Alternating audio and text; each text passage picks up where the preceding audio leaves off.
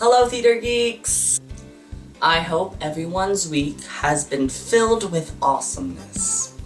Today is Theater Geeks' first ever question day. Yes!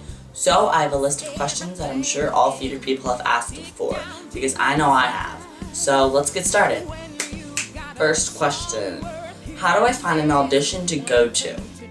Okay, that's a great question. If you don't have an agent and you're just trying to find an audition to go to yourself, I would look on Google, look on websites on broadway.com, broadway.com. I mean, all these websites have, if you just Google like auditions in your area for your age, however old you are, and I'm sure a bunch of auditions will come up. Like, I know I've done it for myself before.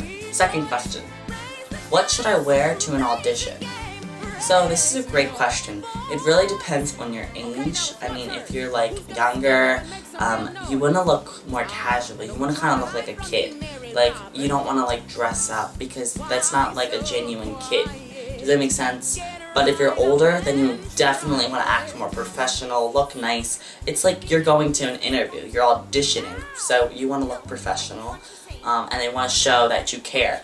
But I would just say, again, if you're like a kid, you're auditioning for a kid role, look more like a kid. Like, don't look like so nice to where it's as like you're trying. Like, I think they look for kids that are genuine kids, that are gonna act like kids, because that's what the role is. So, look at the role description and narrow it down about how you should dress.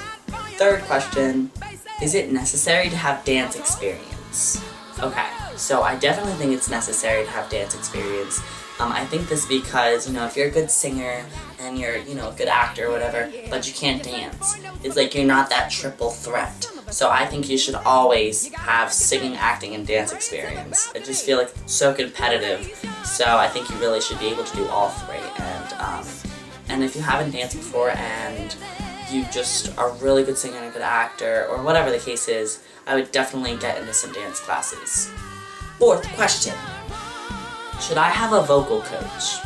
So, I guess it really does depend. You don't need one.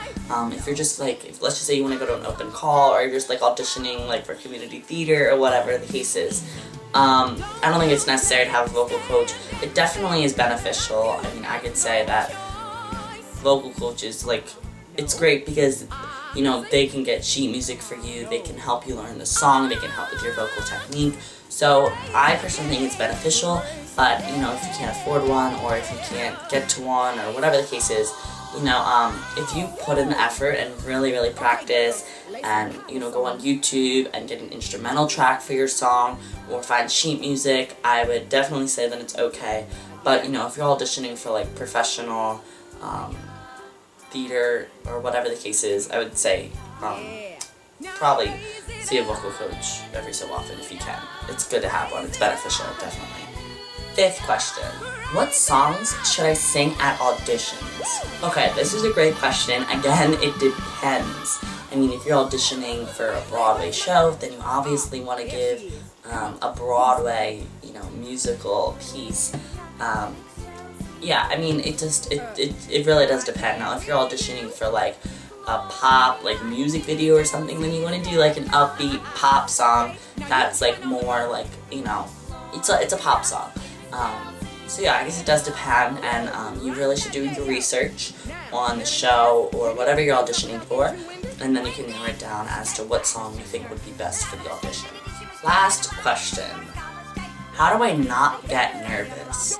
Okay, this is a great question, because I even have trouble sometimes with nerves, because it is sometimes nerve-wracking, performing in front of a live audience or whatever. So I would say breathe. I would say a lot of times when you're nervous, you forget to really take a deep breath, really use your diaphragm and breathe.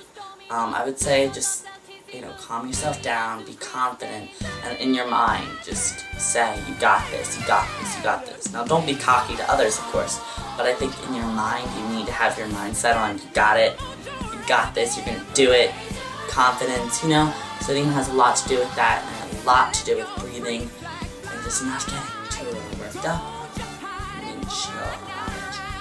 get on stage, do your thing, get an audition, show them what you got, and you'll be good to go. If you guys have any other questions, please comment below, and I will answer them next Thursday for our next question day. Okay, so today's question that I encourage you all to comment below is, if you could be in any Broadway show from any time, it could have happened 50 years ago, or it could be on Broadway right now, what show would it be and why? This is really tricky, but I feel like I would have to say, I know what it is. I think I would say Spider-Man Turn Off the Dark. I think this because I want to fly in the show so bad. Like, it's like on my bucket list. So those Spider-Man guys like fly around that whole theater. Although there's so many other ones that I would love to be, like Wicked or something like crazy. Those shows, so many good Broadway shows. Anyway, thank you guys so much. Please like, comment, and subscribe. Follow Theater Geeks on Instagram and Twitter. Info below. Thank you guys so much, and check back Saturday for Fun Blog Day. Yay! Thank you, Theater Geeks. Have a great day.